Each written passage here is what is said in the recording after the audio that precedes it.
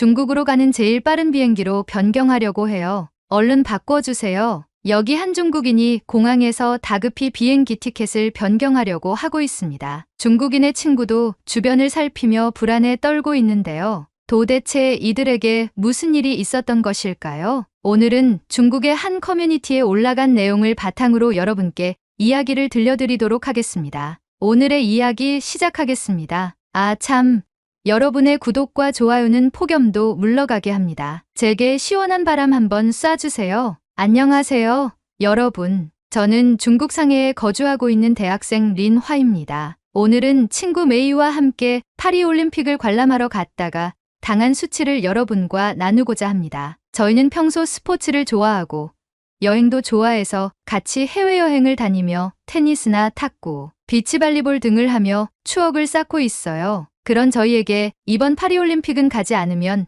후회할 여행지였기 때문에 개막식이 열리기 이전부터 올림픽이 끝나는 날까지 여행 계획을 세웠죠. 오래전부터 기다려왔던 파리로의 올림픽 여행이 우리를 설레게 했습니다. 드디어 꿈에 그리던 파리로 떠나게 되었고 비행기를 타고 내리는 순간부터 우리는 설렘을 감출 수 없었습니다. 올림픽 개막식이 열리기 이틀 전 우리는 파리에 도착했습니다. 파리에 도착한 저희는 우선 파리의 유명한 관광지 탐방부터 진행했어요. 에펠탑, 노트르담 대성당, 루브르 박물관 등 파리의 유명한 관광지를 방문하며 그곳의 아름다운 풍경과 독특한 문화에 흠뻑 빠져들었습니다. 센강을 따라 거리를 걸으며 현지인들과 올림픽에 대한 대화를 나누고 미식의 도시 파리에서 프랑스의 다양한 음식을 맛보면서 우리는 그곳의 매력에 완전히 빠졌죠. 파리의 낭만과 예술적인 분위기는 우리의 여행을 더욱 특별하게 만들어 주었습니다. 올림픽이라는 특별한 행사를 직접 경험할 수 있다는 생각에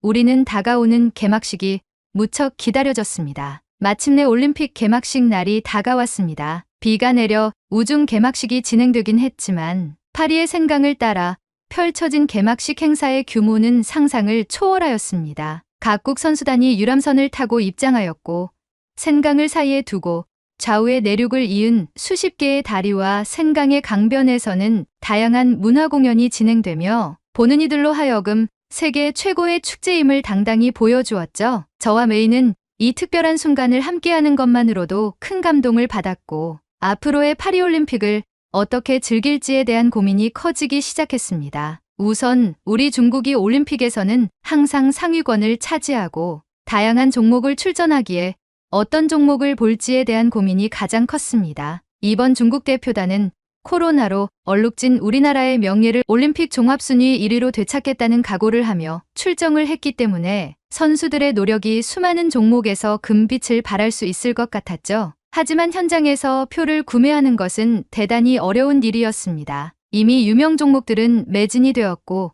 현장에서도 줄을 서서 대기하다가 결국 못 사고 돌아가는 경우도 많다고 해서 우린 걱정을 하였죠. 그래서 우린 파리의 음식점이나 술집, 카페에서 중계하는 화면을 둘러보며 중국의 경기가 진행될 때마다 매장에 들어가서 경기를 관람하곤 했습니다. 그로부터 며칠 뒤 제 친구 메이가 탁구 경기를 관람할 수 있는 방법이 생겼다며 휴대폰 화면을 보여주었습니다. 여자 탁구 단체 관람 패키지였고 신청해서 인원이 채워지면 다 같이 경기를 보러 가는 패키지였죠. 가격이 조금 비싸긴 했지만 직관을 할 수 있다는 생각에 설렌 우리는 예약과 결제를 바로 진행했습니다. 평소 해외여행 때 탁구와 테니스를 자주 쳤던 우리에게 탁구 종목은 제격이라는 생각을 함과 동시에 중국의 탁구 실력은 세계에서 최고라고 자부하기 때문에 선수들의 승리만 볼 수 있겠다는 생각으로 기대감이 넘쳐났죠. 탁구 경기 직관의 날이 밝았고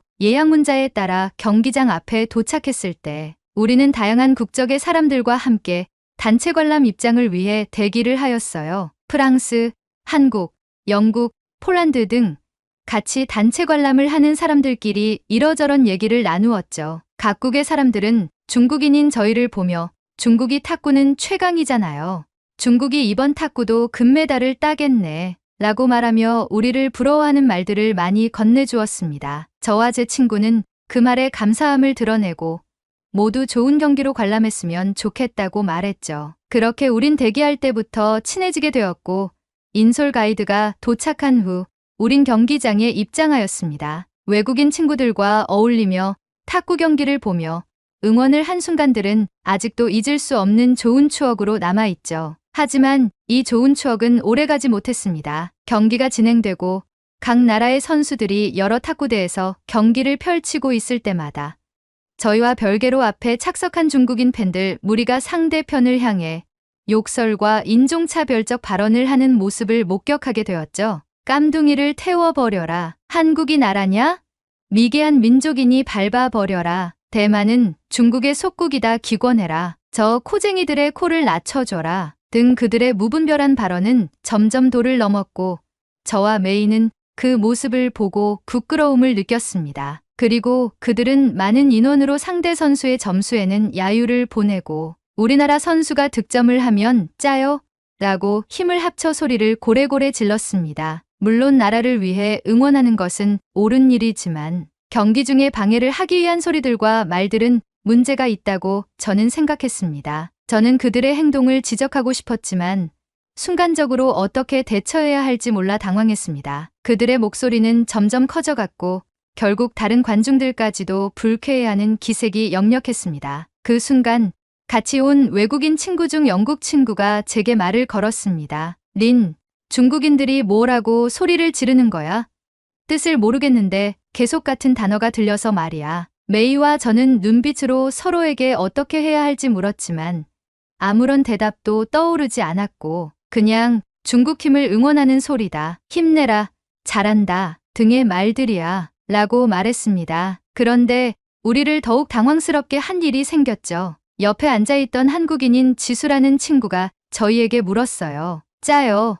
라는 단어는 하도 많이 들어서 알겠는데 다른 단어들은 뭔가 상대를 공격하는 발언 같은데 그 뜻이 아니야? 라고 말하는 거예요. 저와 메이는 당황했지만 아니라고 중국인을 감싸며 대꾸하였고 지수를 포함한 외국인 친구들은 그런가 보다 하며 지나갔습니다. 결국 중국이 금메달을 차지하였고 외국인 친구들은 역시 중국이 강해, 대단해, 중국의 탁구는 세계 1위야 라고 말하며 우리를 축하해줬어요. 하지만 우리는 축하를 받고 있긴 했지만 한편으로는 무거운 마음이 계속 생겼죠. 경기장을 나선 우리들은 프랑스 친구인 에미르의 제안으로 다 같이 근처의 술집으로 자리를 옮겼습니다. 다 같이 음식과 주류를 주문하고 관람했던 탁구 경기에 대해 소감을 이야기하며 저와 메이의 마음이 한결 가벼워질 때쯤 다시 저희의 마음을 불안하게 만든 순간이 찾아왔습니다. 술집의 TV에서 탁구 경기 하이라이트와 함께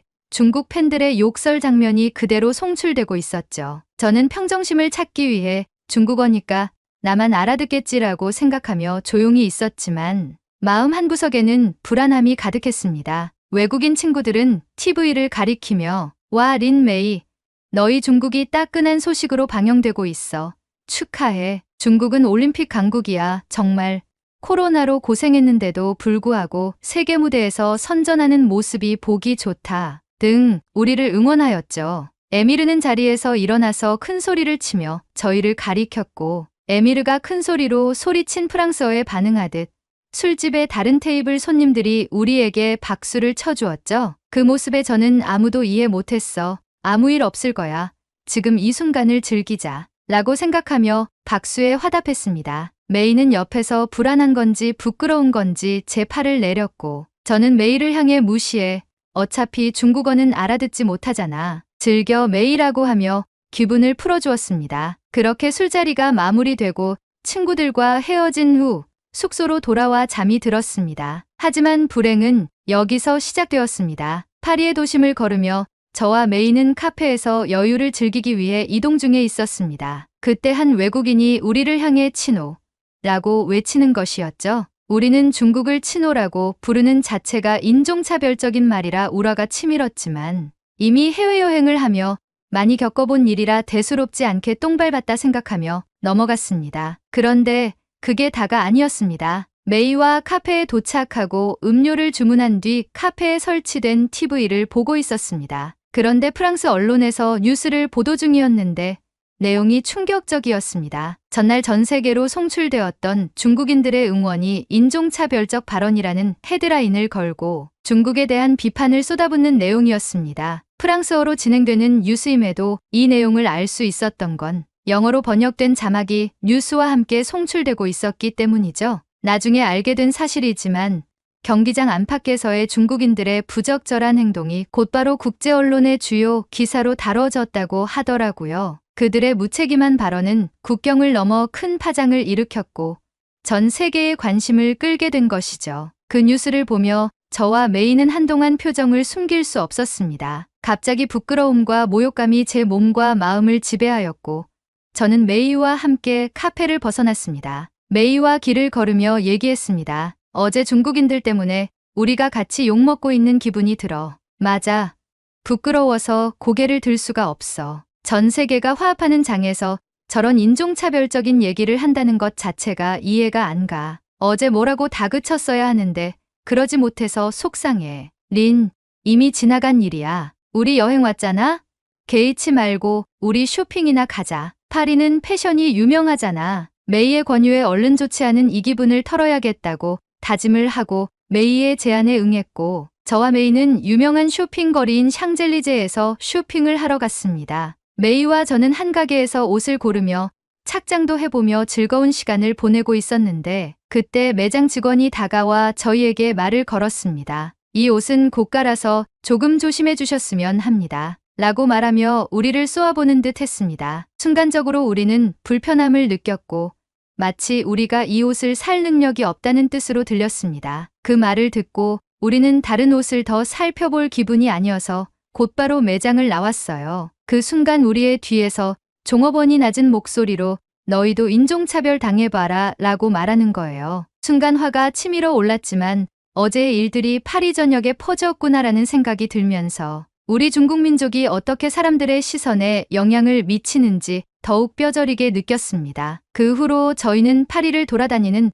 매 순간순간이 눈치의 연속이 되었습니다. 우리는 파리의 유명한 카페에 들려 커피를 마시며 혼란스러운 마음을 추스르기 위해 잠시 휴식을 취하고 있었습니다. 유명한 카페에 커피를 마시는 낭만을 채 즐기기도 전에 충격적인 일이 발생하였습니다. 그때 옆 테이블에 앉아있던 몇몇 사람들이 우리를 가리키며 수군거리는 소리가 들렸습니다. 저 사람들도 탁구 경기할 때 그 중국인들일지도 몰라 라는 말이 귓가에 스쳤습니다. 그 순간 저와 메이는 얼굴이 빨개졌고 얼른 그 자리를 피하고 싶어졌습니다. 결국 우리는 억울함과 수치심에 사로잡혀 서둘러 카페를 떠났죠. 점점 사람들의 눈치를 보는 횟수가 많아지며 우리는 불안함에 사로잡히기 시작했습니다. 그럼에도 우리는 여행을 즐기기 위해 내면의 평화를 찾으며 이러한 눈치와 시선을 신경 쓰지 않으려고 노력했습니다. 하지만 결정적인 사건이 터지고야 말았습니다. 우리는 식사를 하기 위해 손님이 많지 않은 한적하고 조용한 음식점을 찾아 들어갔습니다. 종업원은 밝은 표정으로 우리를 맞이해 주었고 우리는 마음을 한결 놓은 상태로 테이블에 앉아 메뉴를 주문하려고 했습니다. 그때 종업원이 우리에게 어디서 왔냐고 물었습니다. 그 순간 저는 파리에서의 모든 불편한 경험들이 떠올랐고 순간적으로 분위기가 심상치 않음을 느껴 한국에서 왔다고 대답했습니다. 근데 제 선택이 아주 잘못된 선택이었습니다. 종업원이 한국어로 말을 거는 것이었습니다. 하지만 한국어를 전혀 모르는 저와 메이는 우물쭈물하다가 어눌한 발음으로 안녕하세요 라고 대답했습니다. 그 순간 종업원은 우리가 한국인이 아니라는 것을 눈치라도 챈 듯 표정이 상기되더니 다시금 영어로 음식 가져다 드리겠습니다 라고 영어로 말을 하며 자리를 떠났습니다. 메이는 제게 왜 한국인이라고 했냐고 다그쳤고 저는 메이에게 나도 후회 중이라고 했습니다. 그리고 음식이 나오고 우리는 눈치를 보며 음식을 먹었습니다. 무슨 맛으로 어떻게 음식을 먹었는지 기억도 나지 않을 정도로 메이와 저는 아무런 말도 없이 조용하지만 허겁지겁 음식을 먹었습니다. 그리고 식사를 마치고 결제를 위해 카운터로 향했고 결제할 때 저희는 무사히 넘어갔으면 했습니다. 하지만 프랑스 종업원은 영어로 저희에게 단호하게 말했습니다. 한국인인 척하지 마세요. 중국인인지 일본인인지 모르겠지만 이런 행동은 매우 부적절합니다. 라고 말했습니다. 그 말을 들은 저는 수치심과 죄책감에 휩싸였고 친구와 함께 급히 음식점을 빠져나왔습니다. 그 이후 저희는 숙소로 바로 돌아가기로 마음을 먹었고 숙소로 걸어가는 길에서조차 지나가는 사람들의 시선이 두려워 고개를 들 수 없었습니다. 우리는 그날 밤 늦도록 우리의 행동에 대해 이야기했습니다. 그리고 다음 날도 악몽은 이어졌습니다. 거리의 카페에서 커피를 마시려고 할 때에도 다른 외국인들의 수군거리는 소리가 들리면 우리를 향한 것만 같았고 일상적인 외출조차도 조심스럽게 느껴졌습니다. 심지어 길을 걸을 때도 사람이 많은 길거리보다 한적한 길로 돌아가며 다른 사람들의 시선을 피하게 되는 지경까지 이르게 되었죠. 심지어는 파리 시내를 돌아다닐 때마다 사람들은 우리를 향해 치노라는 비하 발언을 하며 조롱하는 지경에까지 이르렀고 그들의 시선은 차갑고 날카로웠으며 그곳에서의 생활이 점점 불편해졌습니다. 거리에서 만난 사람들의 무례한 시선과 대화에서 느껴지는 미묘한 차별은 우리를 더욱 위축되게 만들었습니다. 이러한 경험들이 쌓이면서 우리는 점점 자신감을 잃어갔습니다. 한때 우리가 설렜던 파리는 이제 더 이상 편안한 장소가 아니었습니다. 더는 이곳에서 사람들의 시선을 견딜 수 없다고 느꼈죠. 우리는 파리가 더 이상 편안한 장소가 아니라는 생각에 사로잡혔고 여행을 즐기기보다는 빨리 집으로 돌아가고 싶다는 생각이 들기 시작했습니다. 그래서 저와 메이는 다시 중국으로 돌아가기로 마음을 먹었고 숙소로 돌아와 황급히 짐을 싸기 시작했습니다. 호텔에서 택시를 잡고 우리는 공항으로 출발하였습니다. 그런데 택시를 타고 가는 길에 택시 기사가 대화를 시도했습니다. 파리올림픽은 잘 즐기셨습니까? 어디서 오셨나요? 저는 사실대로 말했습니다. 저희는 중국인이고 중국에서 왔어요. 이제 귀국하려고요. 그 순간 택시기사는 우리가 중국인이라는 것을 알게 되자 조금 놀란 표정을 지었습니다. 그리고 다시 표정을 풀고 온화한 표정으로 바뀌며 대화를 이어갔습니다. 사실 제가 놀란 표정을 지은 건 사과드립니다. 며칠 전 매체에서 중국에 관한 인종차별적 발언과 비매너에 대해 특집으로 다루었던 내용을 봐서 순간 놀랬던 거예요. 하지만 아가씨들은 그렇지 않아 보이네요. 몇몇 사람들 때문에 나라가 욕먹는 게 불편하겠어요. 그쵸? 저는 그 말을 듣고 공감하며 말했습니다. 사실 우리는 폐막식까지 올림픽을 즐기고 싶었는데 그러지 못해요. 많은 사람들이 중국인을 좋지 않게 보고 있고 경기장 밖에서 인종차별을 하지 않는 중국인들이 차별을 받고 있어요. 힘들어서 귀국합니다. 저희도 중국 팬들의 발언에 불편함을 느꼈어요. 그런데 그들을 대신해 우리까지 욕을 먹고 있으니 정말 힘드네요. 제 말을 듣고 택시기사는 잠시 생각에 잠기더니 말했어요. 중국은 아름다운 문화와 전통을 가지고 있습니다. 저도 9년 전에 중국으로 여행을 다녀왔죠. 그때도 느꼈지만 몇몇 소수의 중국인들이 차별과 편견을 가지고 있는 모습을 많이 봤어요. 하지만 이건 결국 서로가 소통하며 편견을 깨고 더 나아가 화합을 해야 하는 것이 현대 사회에 걸맞는 길이라고 생각합니다. 너무 상심하지 말아요. 택시기사의 말에 저도 모르게 눈물이 터졌어요. 메이도 제 마음을 공감하듯 저를 달래주었고 택시기사는 제 모습을 보고 휴지를 건네주며 말했어요. 중국의 몇몇 나쁜 사람들 때문에 선량한 아가씨가 눈물을 흘리네. 좋은 관람객을 파리에서 잃게 되는군요. 아쉽습니다. 택시기사의 말에 감사함을 전하고 난 후 우리는 공항에 도착해서 비행기 티켓 교환을 진행했어요. 중국으로 돌아가는 가장 빠른 비행기로 교환을 하고 도망치듯 파리를 떠났습니다. 택시기사의 말이 위안이 되었지만 그럼에도 도망치듯 떠난 이유는 공항에서도 눈치를 받고 있는 듯한 느낌이 너무 많이 들어서였죠. 주변을 살필 때마다 계속 외국인들과 눈을 맞추게 되다 보니 마치 이전부터 우리를 지켜보고 있는 듯한 느낌이 매우 강하게 들었습니다. 심지어 티켓을 바꿀 때도 공항 직원이 저희가 급하게 말을 하다 보니 이해를 못해 처리 속도가 더뎠습니다. 그래서 더 다그치고 언성이 높아질 때마다 메이가 제 팔을 잡으며 저를 진정시켰죠. 그렇게 무서운 듯이 황급하게 떠난 파리는 제게 중국인으로서의 열등감과 수치심, 부끄러움과 한숨으로 남는 여행이 되어버렸습니다. 사람은 즐거웠던 추억보다 좋지 않은 기억이 더 오래 남는다고 합니다. 파리에서의 즐거웠던 추억도 분명히 있었지만 좋지 않은 기억이 제 머리를 잠식해버렸죠. 그래서 이 커뮤니티에 글을 남기는 겁니다. 우리는 그동안 얼마나 자만했는지를 되돌아보았습니다. 우리의 행동이 우리 자신뿐 아니라 국가의 이미지를 어떻게 형성하는지 깨달았습니다. 중국은 국제사회에서 좋지 않은 이미지를 가지고 있음에 분명하고, 이를 바꾸기 위해서 우리는 중국인으로서 책임을 더 깊이 느끼고 이미지 개선에 노력을 기울여야 합니다. 제가 겪은 경험들은 단순히 파리를 여행하며 겪은 불편함 이상의 것이었습니다. 그것은 우리가 세계화에 발맞추어 나가며 어떤 사람이 되어야 하는지에 대한 깊은 성찰을 할 수 있는 기회가 되었습니다. 외국에서 아시아권을 바라볼 때는 세계 모든 인류가 중국을 더 혐오한다고 느껴질 정도였습니다. 친오라는 혐오 발언이 나오지 않게 모두가 힘써야 합니다. 저와 메이는 다음에 여행을 계획하게 된다면 중국에 대한 좋지 않은 이미지를 개선하기 위해 작은 것부터 바꿔가려고 노력할 예정입니다. 매너를 중시하고 상대를 존중하며 중국의 우월함은 잠시 접어두고 겸손한 자세로 각 나라들을 대할 것입니다. 이 글을 보는 몇몇은 니들이 뭔데?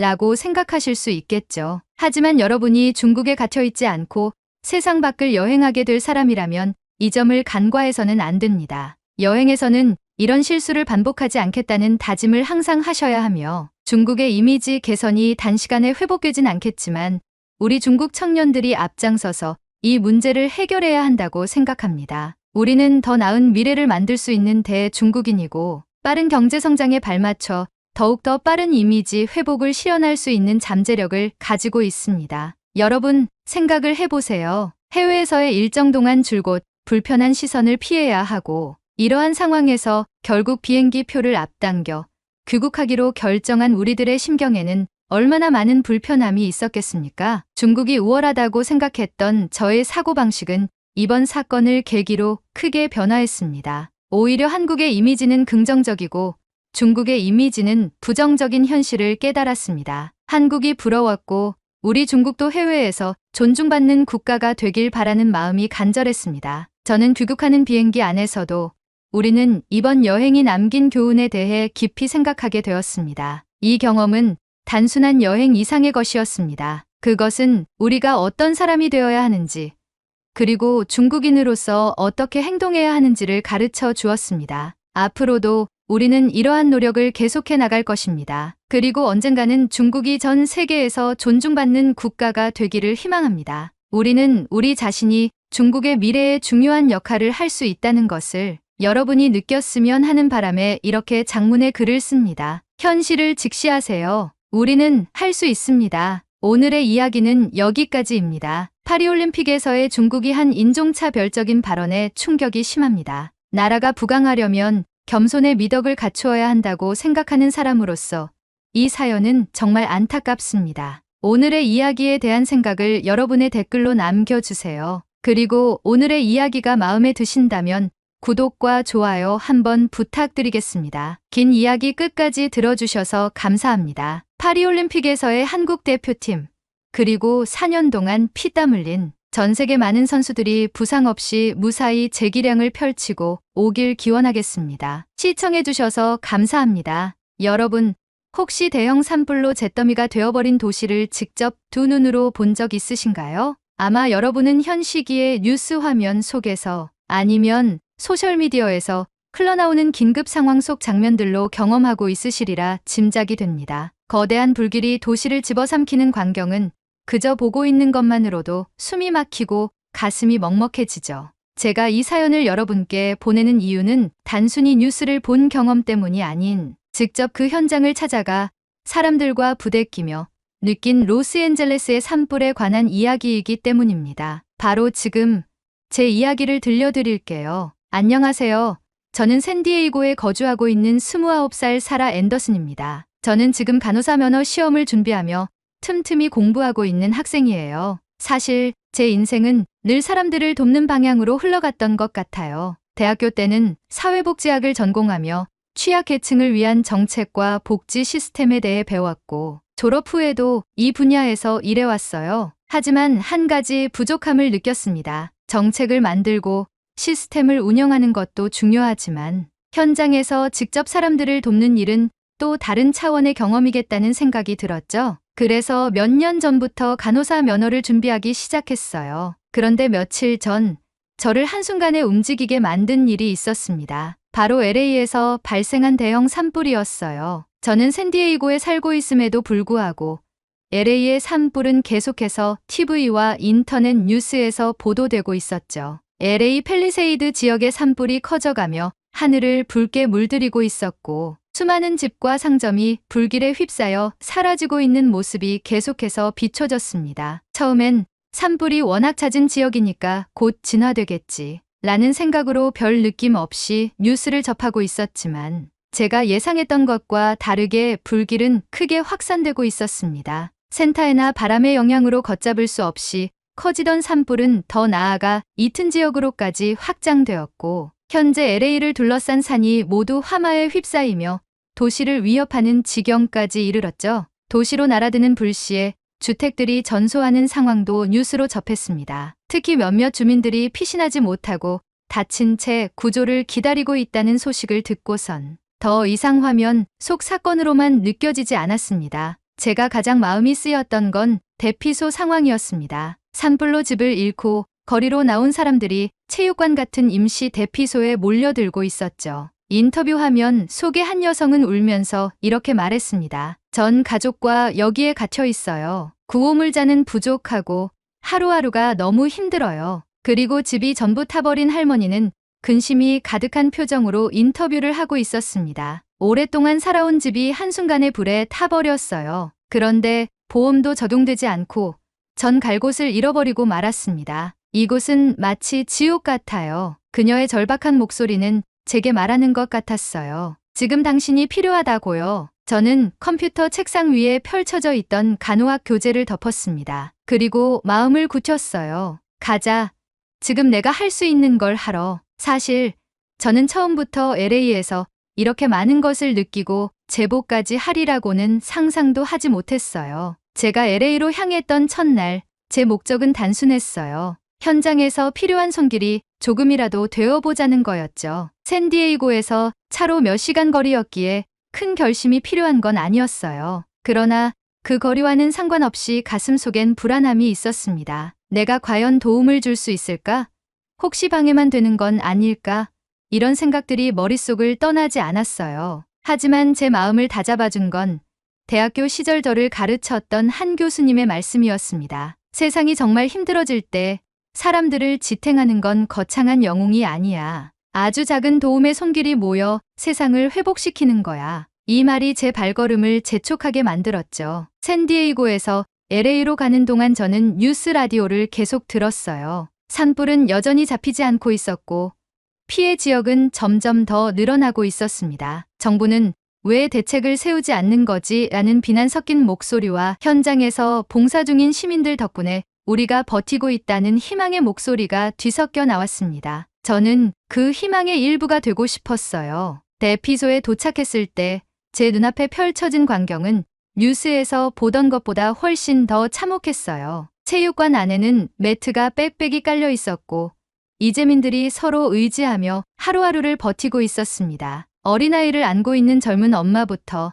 휠체어에 앉아있는 노인까지 모두 피곤에 찌든 얼굴이었어요. 저는 대피한 주민들을 위해 자원봉사를 하고 싶다고 전했지만 물품 배분을 하고 있던 자원봉사자들은 현재 다른 자원봉사자들이 많아서 크게 도움을 줄 건 없을 거라고 했습니다. 그때 한쪽 구석에서 다리에 바지를 힘겹게 찢어내며 신음하고 있는 남성이 보였습니다. 저는 그에게 도움이 필요하냐고 물어보기 위해 그에게 다가갔습니다. 그리곤 놀라운 광경을 목격했습니다. 그는 다리와 팔에 심각한 화상을 입고 있었고 스스로 처치를 하기 위해 바지를 찢어내고 있었습니다. 저는 상태가 심각합니다. 왜 병원에 안 가시고 혼자 처치를 하고 계세요?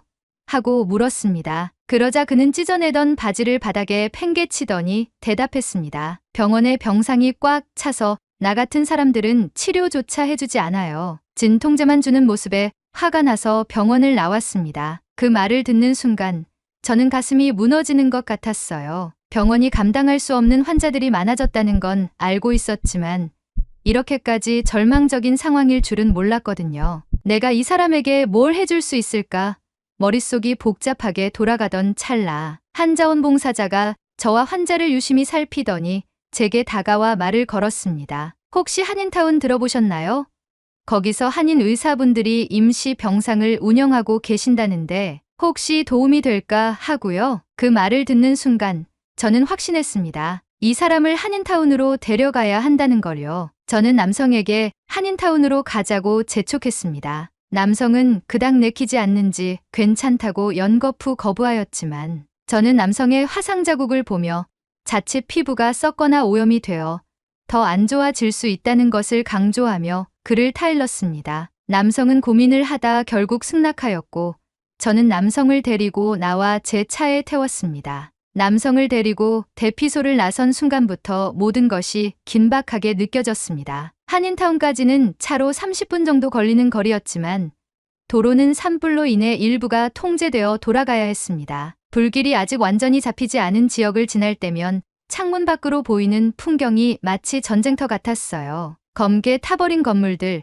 멈춰 서 있는 차량들, 그리고 잿더미 위에서 연신 물을 뿌리는 소방관들까지 그 모든 풍경이 이곳 사람들에게 얼마나 큰 상처를 남겼을지 상상하기조차 힘들었습니다. 차 안은 거의 침묵 속이었습니다. 화상을 입은 남성은 고통 때문에 얼굴을 찡그리고 있었고 저는 운전에만 집중하려 애썼어요. 하지만 그 침묵을 깨며 그가 어렵게 말을 꺼냈습니다. 왜 나를 도와주려고 하는 거죠? 그 질문에 저는 잠시 고민했지만 곧 솔직하게 대답했습니다. 그냥 제가 할 수 있는 일이니까요. 당신이 누군지는 모르지만 지금 저한테는 그게 중요하지 않아요. 그는 잠시 저를 보더니 작게 고개를 끄덕였습니다. 그 짧은 반응에도 뭔가 묵직한 감정이 전달되는 것 같았어요. 한인타운에 가까워질수록 주변은 비교적 안정적인 모습이었습니다. 여기저기 푸드트럭이 세워져 있었고 사람들이 모여 음식을 나누고 있었죠. 산불 피해가 미치지 않은 지역이라 그런지 마치 다른 세상 같았어요. 안내받은 주소로 차를 몰고 들어서자 작은 교회 건물이 나타났습니다. 주차장에는 간이 텐트들이 설치되어 있었고 그 안에서 하얀 가운을 입은 사람들이 분주히 움직이고 있었어요. 저는 남성의 팔을 부축하며 텐트로 들어섰습니다. 의료진 중 한 분이 우리를 보자마자 다가와 상황을 물었고 저는 남성의 상태를 설명했습니다. 화상을 입은 지 몇 시간이 지났고 응급처치도 제대로 하지 못한 상태라고 말했죠. 그 말이 끝나기가 무섭게 의료진들은 즉각 움직였습니다. 남성은 곧바로 진찰을 받았고 화상 부위를 깨끗하게 소독한 뒤 드레싱을 받았습니다. 제가 옆에서 지켜보는 동안 그들은 마치 연습이라도 한 것처럼 매끄럽게 치료를 이어갔어요. 이렇게 체계적으로 움직일 수 있다니 놀랍네요. 제가 감탄하며 중얼거리자 옆에 있던 의료진 한 분이 웃으며 말했습니다. 우린 한인타운에서 실제로 병원을 운영하는 의사들이니까요. 모든 게 미리 준비가 되어 있죠. 이런 재난 상황에서도 마찬가지고요. 한인 커뮤니티는 이런 위기 상황에서 서로 돕는 데 익숙하답니다. 그의 말에 저는 다시 한번 놀랐습니다. 준비가 잘 돼 있다니. 이런 재난 상황에서 어떻게 이런 체계적인 대응이 가능할까 하는 생각이 머리를 사로잡았습니다. 남성의 치료가 끝난 후 치료 병상에 그를 눕히고 밖으로 나왔습니다. 그 순간 제 눈앞에 펼쳐진 한인 커뮤니티의 모습에 눈을 뗄 수 없었습니다. 그들은 단순히 의료 지원만 하는 것이 아니었어요. 대피소처럼 음식을 제공하기 위해 푸드트럭을 운영하고 있었고 물과 생필품을 나눠주는 창고도 있었습니다. 사람들은 질서정연하게 음식과 생필품을 받고 있었고 인종에 관계없이 모두 밝은 에너지를 가지고 있었죠. 특히 인상적이었던 건 직접적인 화재, 진압에 나서고 있는 자원봉사자들이 있었던 것입니다. 저 사람들은 뭐 하는 분들이죠? 푸드트럭 근처에서 라면을 나누던 한 여성을 붙잡고 물어봤습니다. 그녀는 대수롭지 않다는 듯 웃으며 말했어요. 저분들요? 한인타운의 남성분들인데 작은 불씨가 도시로 날아오면 큰일 나잖아요. 그래서 도시로 날아오는 작은 불씨를 끌어다니기 위해 직접 움직이시는 거예요. 정말 그랬습니다. 멀리서 물통을 등에 메고 다니며 길가와 건물로 날아들어오는 잔불을 끄는 사람들을 볼 수 있었어요. 저는 그들의 모습을 보고 가슴 한편이 뜨거워졌습니다. 정말 대단하네요. 어떻게 이렇게까지 하시죠? 그녀는 잠시 저를 보더니 웃으며 말했습니다. 모든 것을 예방하는 것이 더 큰 재난을 막을 수 있잖아요. 그 간단한 대답에 저는 깊이 감명받았습니다. 하지만 모두가 이렇게 협력적인 건 아니었습니다. 사람들이 많이 모이게 되며 산불로 인해 혼란스러운 가운데 몇몇 크고 작은 문제들이 발생하기 시작했죠. 그 중 하나는 한인 커뮤니티와 중국인들 사이의 갈등이었습니다. 처음에는 단순히 구호물품 배분 문제로 시작된 다툼이었어요. 중국인 몇몇이 배정된 양보다 더 많은 물품을 챙겨가려고 했고, 한인 커뮤니티는 이를 제지하려 했죠. 그 과정에서 서로의 말이 통하지 않아 갈등이 커졌습니다. 재난 상황에서 생존의 문제였기에 구호물품의 배분은 모두의 촉각을 곤두세우는 일이었습니다. 배고픔의 허덕이는 주민들이 발생하지 않기 위해 한인타운의 모든 사람들은 간편한 음식들을 준비했고, 한국에서 날아온 구호물품으로 식량을 비축하고 있었습니다. 그중 컵라면은 가장 인기가 많은 식품 중 하나였습니다. 한류의 영향으로 많은 사람들이 한국의 라면을 알고 있는 상태였고, 간편하게 뜨거운 물만 부어서 먹는 음식이었기에 많은 사람들이 좋아했죠. 사람들에게 많은 관심을 받는 컵라면을 더 챙기려고 한 중국인들 몇몇으로 인해 대피소의 분위기는 어색해졌습니다. 그리고 곧이어 분위기를 악화시키는 일이 발생하고 말았죠. 교회 창고에서 물품을 약탈하는 사건이 벌어졌기 때문입니다. 사건은 한밤중에 벌어졌습니다. 저는 그날 밤 한인 커뮤니티 내에서 운영되는 병상 텐트에서 화상을 입은 남성을 돌보고 있었습니다. 그의 상태는 많이 호전되어 있었지만 여전히 감염 위험이 있어 소독과 드레싱을 주기적으로 해야 했죠. 조용한 밤이었고 텐트 안은 적막하기까지 했습니다. 그런데 갑자기 밖에서 사람들의 소란스러운 목소리가 들려왔습니다. 처음엔 단순한 대화 소음인 줄 알았지만 목소리가 점점 격해지더니 이내 누군가 급하게 텐트로 뛰어들어왔습니다. 한 자원봉사자였죠. 그는 숨을 헐떡이며 상황을 전했습니다. 중국인 몇몇이 창고를 털고 있어요.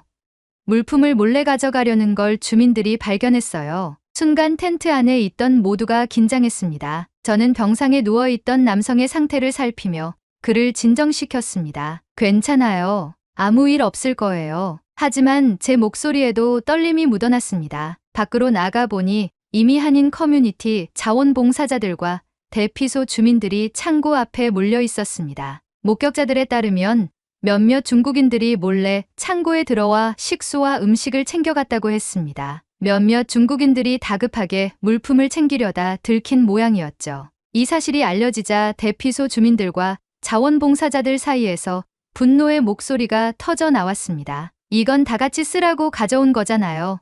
왜 혼자 다 가져가려고 해요? 궁지에 몰린 중국인 중 한 사람이 손에 들고 있던 물통과 음식 상자를 바닥에 내팽개쳤고 적반하장식으로 소리를 치기 시작했습니다. 우리도 먹고 살아야 하니까 그러는 거예요. 중국인들의 단호하고 날이 선 외침은 긴장감을 더 고조시켰습니다. 대피소에 모인 모든 사람들은 중국인들을 둘러싸며 그들을 여기서 내쫓아야 한다. 고 소리를 치기 시작했습니다. 서로의 언어가 통하지 않아 목소리만 높아지고 있었고 상황은 점점 감정적으로 변해갔습니다. 일부 주민들은 당장 여기서 꺼져라. 너희들은 인간이길 포기한 녀석들이다 라며 소리쳤고 몇몇은 주먹을 쥔 채 앞으로 다가서기까지 했습니다. 하지만 한인 커뮤니티는 다른 결정을 내렸습니다. 우리가 모두 힘든 상황이에요. 여러분 우선 모두 침착하세요. 그 순간 한인 커뮤니티의 대표격으로 보이는 한 여성이 앞으로 나섰습니다. 그녀는 50대 후반쯤 되어 보였고 단정하게 묶은 머리에 소박한 옷차림이었지만 눈빛은 단호했습니다. 그녀는 손을 들어 모두를 진정시키려 했습니다. 잠깐만요. 모두 진정하세요. 이 문제를 우리가 해결할 수 있습니다. 그녀는 중국인들에게 차분히 말을 걸었습니다. 처음엔 영어로, 이후엔 손짓과 간단한 단어로 소통하려 애썼습니다. 이 물품은 모든 이재민들을 위해 있는 겁니다. 필요한 만큼 가져가실 수 있지만 다른 사람들의 몫을 가져가시면 안 돼요. 하지만 중국인들은 쉽게 수긍하지 않았습니다. 그들은 우리 동포들이 굶고 있다며 충분히 비축하지 않으면 생존이 어렵다고 주장했죠. 그 와중에 옆에 있던 한 자원봉사자가 한인 커뮤니티 측으로 다가와 작게 속삭였습니다. 그들을 내보내는 게 낫지 않을까요? 너무 위험해요. 하지만 여성은 고개를 저으며 이렇게 대답했습니다. 아니에요. 우리가 그들을 돕지 않는다면 이 사태는 더 나빠질 겁니다. 지금은 모두 힘든 상황이에요. 다 같이 살아남아야 해요. 그녀는 곧바로 창고 담당 자원봉사자들에게 지시를 내렸습니다. 필요한 만큼 물과 음식을 나눠주세요. 하지만 약속하세요. 더 이상 이렇게 몰래 가져가려 하진 않을 거라고요. 중국인들은 잠시 망설였지만 곧 고개를 끄덕이며 그녀의 제안을 받아들였습니다. 물과 음식을 필요한 양만큼 받은 그들은 작게 고개를 숙이며 사과했고 그 모습을 본 사람들 사이에서도 긴장이 조금씩 풀리기 시작했습니다. 이 광경을 지켜보며 저는 큰 깨달음을 얻었습니다. 이런 혼란스러운 상황에서도 서로를 배려하며 다름을 포용하려는 이들의 태도는 놀라울 정도로 성숙하고 따뜻했어요. 나중에 한 자원봉사자에게 물어봤습니다. 어떻게 그렇게 침착하게 대응할 수 있었던 거죠? 그는 미소를 지으며 말했습니다. 우리 한인 커뮤니티는 이런 위기 상황에 익숙해요. 힘든 시절도 많았지만 그때마다 우리가 서로를 지켰기 때문에 지금까지 온 거라고 믿어요. 그의 말이 가슴 깊이 와닿았습니다. 저는 그날 밤 화상을 입은 남성을 간호하며 한인 커뮤니티의 사람들이 얼마나 놀라운 정신을 가지고 있는지 다시 한번 생각하게 되었습니다. 그날 밤의 긴박한 사건이 지나가고 한인 커뮤니티는 다시 평소의 체계적인 모습으로 돌아갔습니다. 중국인들과의 갈등은 봉합되었고 약탈 시도가 있었던 창고 주변에는 보안 강화를 위해 자원봉사자들이 24시간 순번을 정해 지키기로 했습니다. 하지만 이 모든 과정에서 한인 커뮤니티는 감정적으로 치우치지 않고 끝까지 인간애를 지켜냈습니다. 이들의 태도는 저를 포함해 대피소의 다른 주민들까지도 깊이 감명받게 했습니다. 그날 이후 저는 자연스럽게 한인 커뮤니티에 속해 자원봉사를 이어가게 되었습니다. 특별한 지시나 절차가 있었던 건 아니었어요. 그저 사람들이 도움을 필요로 하는 곳으로 발길이 이끌렸고 제가 할 수 있는 일을 하다 보니 어느새 한인 자원봉사자들과 함께 움직이고 있었습니다. 푸드트럭에서는 매일 아침 따뜻한 한식이 준비되었습니다. 김밥, 국밥, 컵밥 같은 메뉴들이었는데 간편하게 조리해서 많은 사람들에게 전달할 수 있는 음식이었죠. 대피소에 있던 수많은 사람들은 처음 접해보는 음식임에도 감탄하며 맛있게 먹었습니다. 저는 한 이재민 가족이 국밥을 맛보며 했던 말을 잊을 수 없습니다. 이건 단순히 음식이 아니라 위로 같아요. 뜨겁고 정성이 담겨 있어서 그런지 이걸 먹고 나니까 정말로 괜찮아질 것 같아요. 또한 화재 진압에 나선 한인 자원봉사자들의 이야기도 인상적이었습니다. 그들은 소방관들과 협력하며 도심 외곽의 작은 잔불을 끄고 다녔습니다. 특히 한 푸드트럭 사장님은 자신의 트럭을 소방관들에게 물과 음식을 나르는 데 사용하면서도 이건 내가 해야 할 당연한 일이라며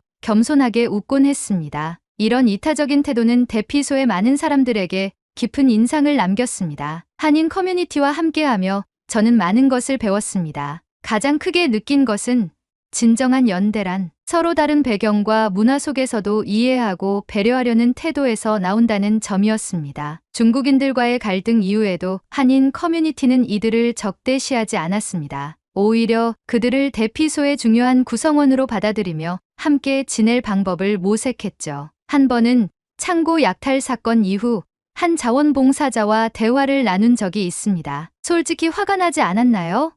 약탈당했을 때 말이에요. 그는 잠시 생각하더니 이렇게 대답했습니다. 물론 화가 났죠. 하지만 생각해 보세요. 만약 우리 입장이 반대였다면, 우리가 가진 게 아무것도 없어서 그런 선택을 해야 했다면 어땠을까요? 결국엔 이해하려고 노력하는 게 더 나은 길이더라고요. 이 말은 제가 오랫동안 간직할 가르침이 되었습니다. 며칠간의 자원봉사 경험을 통해 저는 단순히 돕는 역할을 넘어 그들과 함께 성장하는 자신을 발견할 수 있었습니다. 화상을 입은 남성도 점점 건강을 회복했고 그는 한인 커뮤니티에 깊은 감사를 표했습니다. 당신들 아니었으면 난 어땠을지 모르겠어요. 이 사람들, 그리고 사라 당신 덕분에 살았어요. 그의 말은 저를 뭉클하게 만들었습니다. 이 경험을 통해 저는 단순히 직업적 준비를 넘어 인간적으로도 큰 깨달음을 얻었습니다. 사람들을 돕는다는 것은 단순히 물리적인 지원만이 아니라 함께 아파하고 이해하려는 마음에서 시작된다는 것을요. 한인 커뮤니티의 모습은